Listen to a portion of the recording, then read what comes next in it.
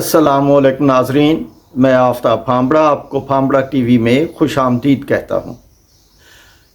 आज वज़ीर आज़म ने एक खुशखबरी सुनाई कि वो कर्ज़ा लेने में कामयाब हो गए। उन्होंने बताया कि सऊदी अरब से हमें यह कर्ज़ा मिलेगा, चाइना ने हमारी बहुत ज़्यादा मदद की है और IMF ने भी हमें कर्ज़े के लिए अप्रूव कर दिया है और हमें जुलाई से मिलना शुरू हो जाएगा।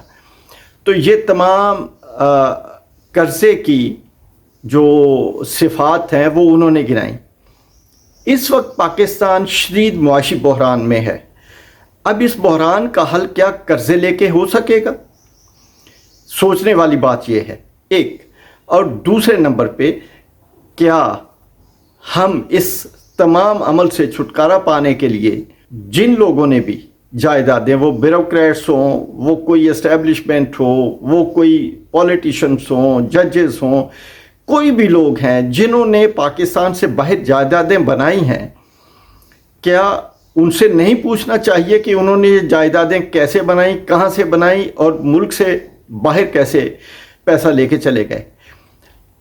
जो कर्ज़ा है, जाहिर है कर्ज़ा लेने वाली हुकूमत क्या करती है? कर्ज़ा लेती है, उसका इस्तेमाल जैसे भी करना हो किया, अल्ले तलल्ले किया और करके जब हुकूमत ख़त्म हुई तो मुल्क से बाहर चले गए।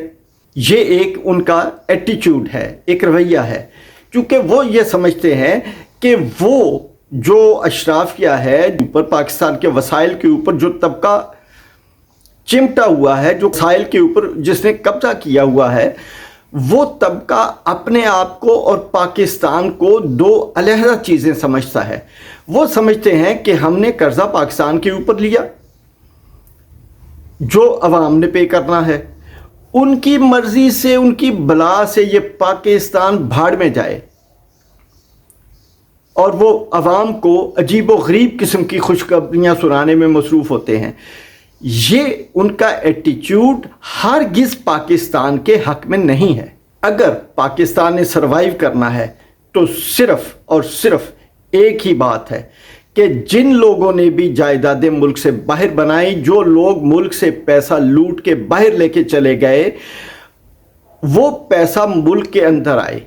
अगर वो पैसा मुल्क के अंदर आ जाता है तो एक साल में मुल्क बिल्कुल ठीक हो जाएगा, अवाम में खुशहाली आ जाएगी, परेशानियां ख़त्म हो जाएंगी।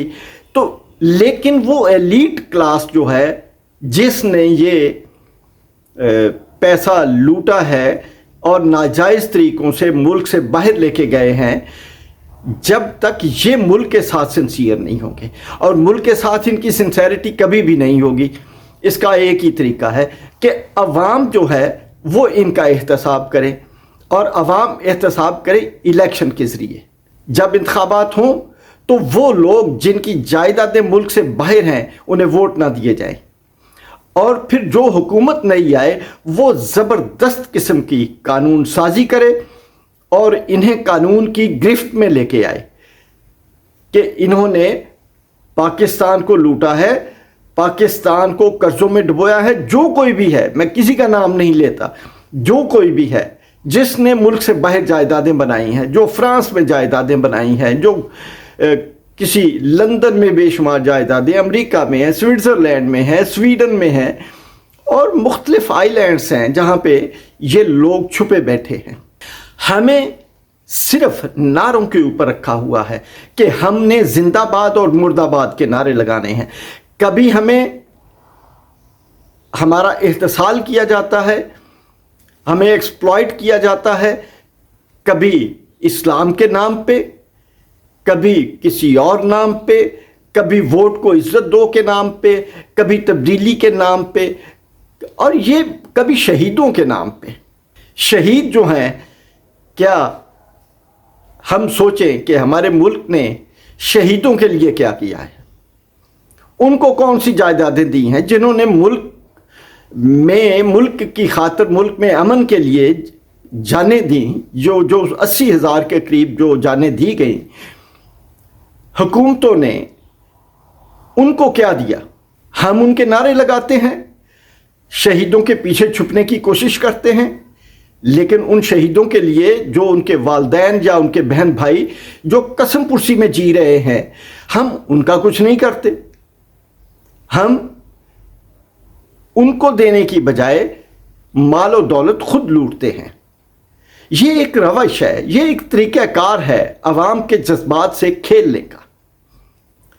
عوام کو لگاتے ہیں یہ ٹرک کی بتی ہے، اس کے پیچھے لگا دیا. بھئی عوام کو شہیدوں کے پیچھے لگا دیا تو آپ کس مرض کی دوا ہیں؟ آپ بھی تو لے کے آئے. آپ نے جو پیسے باہر رکھے ہوئے ہیں، جو لوٹ کے باہر لے کے گئے ہیں، جائیدادیں بنائی ہیں اور بے شمار اربوں ڈالر باہر پڑا ہوا ہے، وہ لے کے آئے. اور میں یہ کہتا ہوں کہ جو بھی حکومت آئے وہ ایسی قانون سازی کرے کہ ان تمام لوگوں کو 1950-55 کی پوزیشن پہ لے کے جائے اور پھر انہیں کہے کہ اب بناؤ، اب پولیٹکس کرو. تو یہ عوام کا پیسہ ہے، عوام کی دولت ہے جسے لوٹا ہے، جسے لوٹ کے لے کے گئے ہیں یہ لوگ سزا کے مستحق ہیں جنہوں نے پاکستان کو لوٹا ہے. ہمیں قرضوں کی دلدل میں دھکیلتے ہیں. قرضے پاکستان کے عوام نے پے کرنے ہیں، 25 کروڑ لوگوں نے پے کرنے ہیں، انہوں نے پے نہیں کرنے اور عوام کو کھانے کے لیے کچھ نہیں ہے. اور ہم وہاں جذبات میں بیٹھ کے کہتے ہیں پاکستان کو، جیسے ہمارے وزیر خزانہ کہہ رہے پاکستان کو اللہ نے بنایا ہے اور کوئی ایسی بات نہیں، اللہ بچائے گا بھی. تم کس مرض کی دوا ہو؟ تم کیوں بیٹھے ہو؟ تمہاری جائیدادیں باہر کیوں ہیں؟ یہ کوئی پوچھنے والا ہے نہیں.